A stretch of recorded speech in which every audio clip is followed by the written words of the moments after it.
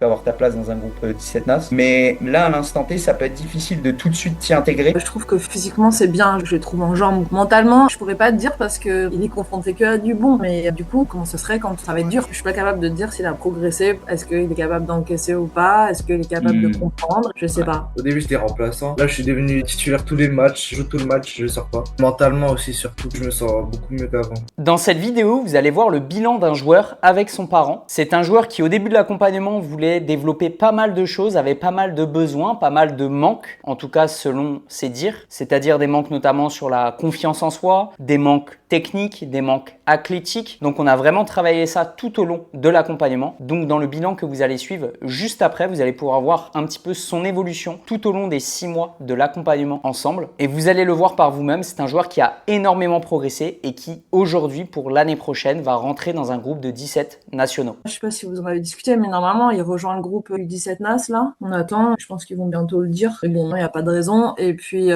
au moins de bénéficier de la prépa et de tout l'entraînement de l'année. Après qu'il joue, ça va être dur, il y a du monde. Il y a beaucoup de bons joueurs dans son club. Ils ont un groupe de 22 et c'est très, très, très, très fort. Il y a la moitié du groupe qui est en équipe Île-de-France. C'est difficile d'avoir sa place. Mais c'est bien parce que ça le tire vers le haut. Je trouve ça bien quand même. Bon, au moins, si tu as cherché ta place sur une équipe comme ça, c'est très bien. Ouais. Bah, je vais tout faire pour. Juste pour retracer un peu le parcours, là, Sacha, si tu peux rappeler, c'était quoi au départ la situation et quels étaient tes besoins? Au départ, ma situation, c'est que je venais de revenir à et que j'avais besoin de progresser pour trouver ma place dans cette équipe. J'ai besoin d'avoir un suivi pour m'entraîner. Ouais, avoir un cadre Oui. structuré où tu peux faire tes séances, tu sais que c'est carré. Après, moi, je savais qu'il y avait ce type de structure. C'est après, tu fais le pas ou pas, avec qui, parce que vous êtes beaucoup à proposer ça. L'idée, c'était de lui faire passer un cap, de l'aider sur des points où nous, on stagnait, notamment tout ce qui est mental. L'idée, c'était de faire les choses correctement. S'il fait une prépa physique, de la faire correctement par rapport aux besoins du foot et à ses besoins à lui, qu'il soit entouré et suivi pour augmenter aussi son niveau et puis aller chercher plus loin aussi. Ouais, c'est vraiment pour le côté séance. Ouais, c'était ça, ouais. C'est quoi un petit peu l'évolution s'il y en a? Voilà, comment tu as trouvé là ton évolution sur les derniers mois? Bah, je l'ai trouvé bien. Au début, j'étais remplaçant parce que quand je suis arrivé, il fallait que je prouve pour gagner ma place. Là, je suis devenu titulaire tous les matchs. Je joue tout le match, je sors pas. Donc, c'est bien. J'ai commencé à marquer des buts. Physiquement, j'ai vraiment progressé aussi. J'arrive à tenir les 90 minutes, j'arrive à courir. Et mentalement aussi, surtout, je me sens beaucoup mieux qu'avant. Beaucoup plus confiant, beaucoup plus... Voilà. Après, moi, je te dis mon avis. Je trouve que physiquement, c'est bien. Je le trouve en jambes. En plus, il est milieu, donc il a un poste où il faut qu'il soit bon partout. Je trouve ça vraiment bien. Je le trouve préparé, en tout cas. Mentalement, je pourrais pas te dire parce que, au final, depuis qu'il a commencé avec toi, ça va crescendo et il a fait que progresser au sein de son équipe. C'est-à-dire qu'au début, il était sur le banc, il revenait au club, donc bon, il a commencé à être titulaire. Après, il a commencé à être titulaire, a pu sortir. Donc, en fait, ça va de mieux en mieux. Donc, il est pas en échec du tout.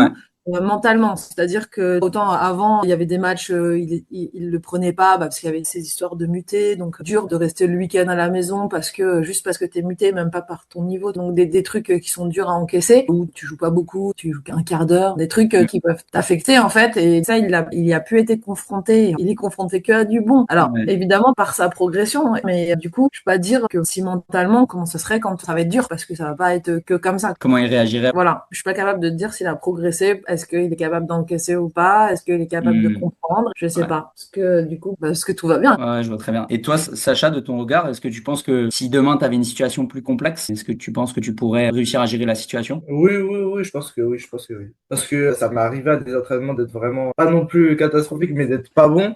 Et j'ai su rebondir directement à l'entraînement d'après.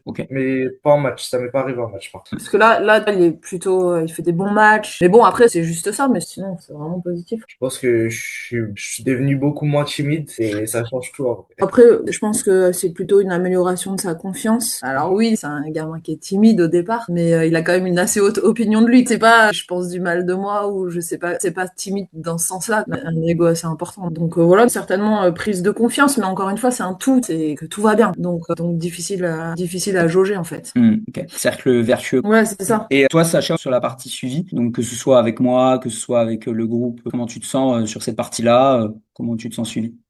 Oh non, je trouve ça top parce que j'ai toujours des entraînements, je fais toujours quelque chose, toujours un truc. Le samedi, j'ai toujours ma mobilité. Le jeudi, enfin le mercredi, c'est renfort, lundi, c'est renfort à chaque fois. Voilà, ça, je trouve ça top. Et tu t'es senti comment sinon avec moi sur la partie indiv, mentale? Je me suis bien senti, je suis très content. Ok, cool.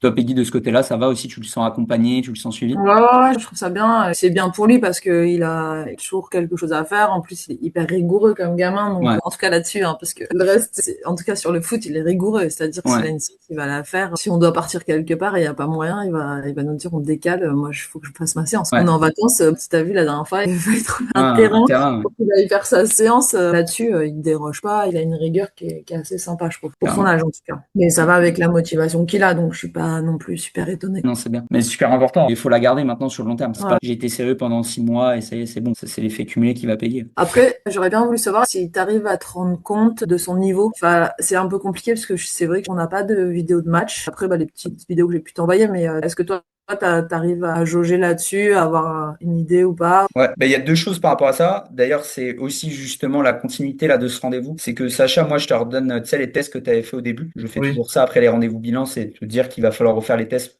pour que je puisse voir déjà l'évolution sur de la partie à la fois technique, athlétique. Et comme je demande à ce que ce soit filmé les tests, aussi voir un peu visuellement si déjà je vois des choses qui sont modifiées. Donc ça déjà, c'est la première chose. Maintenant, par rapport à moi, ce que j'ai vu, également en termes de qualité intrinsèque et ce que tu es capable de faire, et je pense surtout en termes de potentiel, parce que je pense que tu n'es pas du tout encore à ce que tu peux atteindre. Non, je pense pas non plus. Je sens que tu as vraiment encore une marge que même toi, je pense que tu n'as pas encore totalement conscience. Parce que tu as à la fois des qualités athlétiques qui sont quand même très costauds, tu arrives à bien tenir sur tes jambes, tu as des qualités d'appui quand même qui sont fortes. Et en vrai, il n'y a pas tant de joueurs qui ont ces qualités-là. En plus, pourtant, tu n'as pas le gabarit le plus impressionnant.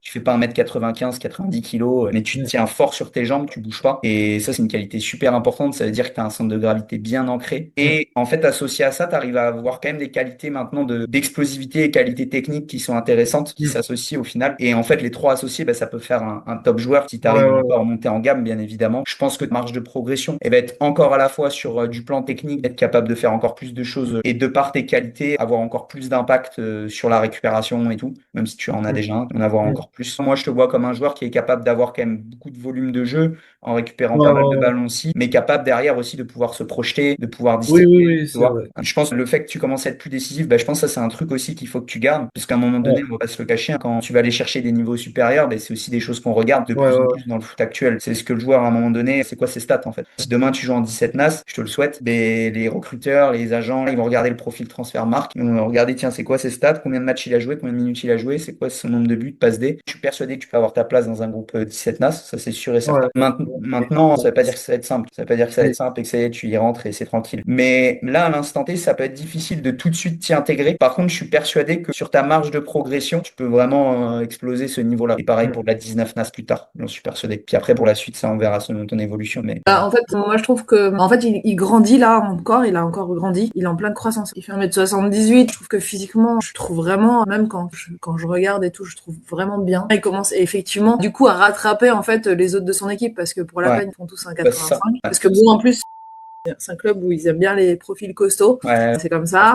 Paris. Mais moi, je trouve que là, il est en train justement de rattraper un petit peu le groupe en taille, donc ça, c'est bien pour lui. Et mardi, ils ont fait un entraînement, ils essayent de trouver leurs nouveaux joueurs, donc ils ont fait des matchs avec des potentiels joueurs, et il y avait aussi pas mal de joueurs de son équipe, des joueurs du 17 NAS actuellement. Et sur cet entraînement, sur ces matchs-là, il était trop fort, il était vraiment au-dessus, comme j'avais jamais vu. Et je pense qu'il est capable d'aller chercher, mais c'est pas tout le temps. Et après, c'est d'arriver à ce niveau-là, je l'avais jamais vu arriver à ce niveau-là. J'arrive à le voir maintenant de temps en temps plutôt sur des entraînements où ils font des matchs en opposition. Si j'ai fait un match contre Joinville comme ça. Ah ouais, contre Joinville, ouais, c'est vrai. Mais pas encore comme ce que j'ai vu mardi. Ouais, je pense qu'il est capable d'aller, comme tu dis, d'aller chercher sa place. Ça va pas être tout de suite, je pense aussi, mais je suis assez en phase avec toi. Je pense qu'il a encore un stage là, dans tous les cas, voilà, c'est rare qu'on ait atteint déjà son plein potentiel. J'ai envie de dire heureusement que t'es pas à ton plein potentiel d'un côté. J'ai envie de dire, même pour toi, dans se dire, j'ai une logique de progression encore, mais je suis persuadé que t'as plein de choses à aller chercher et que t'es pas à ton ATH, comme on dit, à ton niveau le plus haut. Mais après, je te dis, son changement physique aussi, c'est assez marrant parce qu'avant, il était plutôt dans les tout petits de son équipe. Quand tu fais 1m70, c'est qu'en face de toi, t'as un mec d'1m85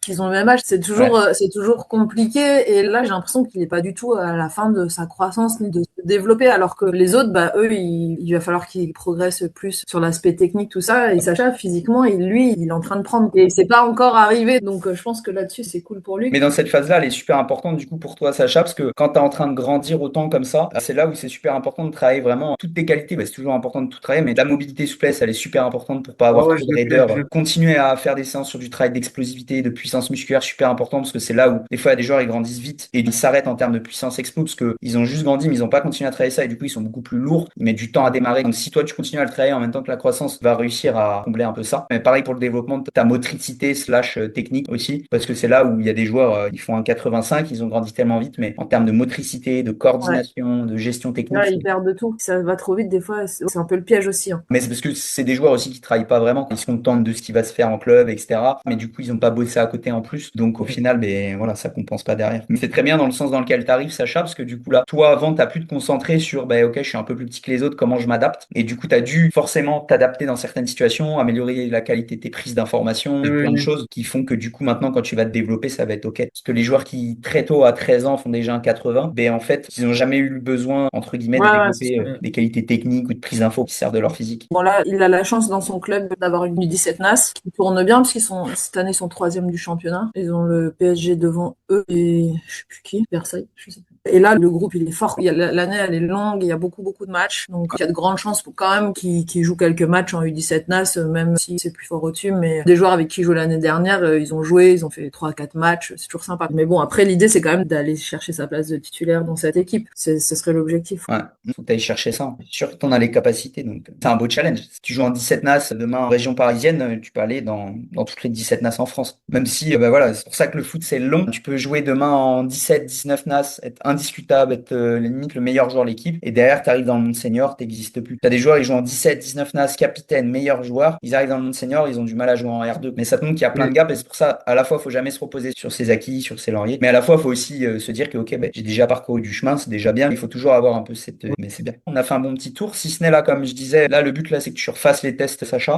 Juste, toi, tu penses que à partir de fin de saison, faut faire des repos, 1 semaine, 2 semaines de repos total avant de réattaquer. Ouais. C'est bien de prévoir ça ou pas? Nous, ce qu'on fait à chaque fois, c'est à partir du moment où, en gros, Sacha, t'as plus rien avec le club. En fait, il y a 3 semaines de repos, mais c'est pas 3 semaines de repos où je fais rien. La première semaine, c'est vraiment là, je fais rien. C'est, faut que cette semaine-là, tu sois le plus sédentaire possible, entre guillemets, pour que toutes tes inflammations dans ton corps, tous les hématomes, ça revienne au niveau 0. C'est le but de cette semaine-là. Deuxième semaine, c'est reprise d'activités, mais qui sont pas du foot. Tu peux aller faire du vélo, tu vas faire une randonnée, tu vas faire de la piscine. Tu peux faire 4-5 activités dans la semaine, mais qui sont pas du foot, qui vont travailler différemment, en fait, tes articulations. Le but, c'est pas forcément que tu t'envoies à fond sur les activités. C'est juste une reprise en douceur. Comme ça, tu perds rien niveau cardiovasculaire. Parce que tu auras juste une semaine et tu te remets direct. Et ensuite, troisième semaine, c'est du coup reprise footing plus renforcement musculaire, plus ballon. Mais ballon, c'est que tu as des petites passes contre le mur, des petits jongles, des petits trucs de 20-30 minutes, 2-3 séances la semaine. Et puis après, semaine 4, c'est vraiment reprise. On peut remettre actionner, enfin, on peut envoyer même sur des séances terrain, etc. Si vous reconnaissez dans le bilan que vous venez de voir, ou du moins pour votre enfant, n'hésitez pas à postuler directement au sein de notre académie où on pourra voir tout simplement ce qu'on peut mettre en place pour votre enfant. Si on peut mettre des choses en place, eh ben on pourra prendre un appel ensemble et voir ce qu'on peut faire. Si ce n'est pas le cas, on s'arrêtera là. Il n'y aura pas forcément d'intérêt de prendre un appel de candidature directement derrière, comme nous sélectionnons les joueurs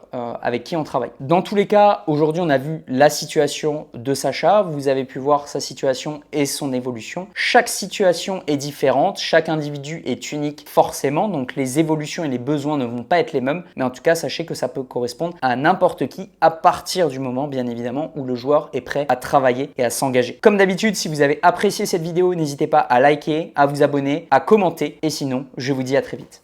Ciao!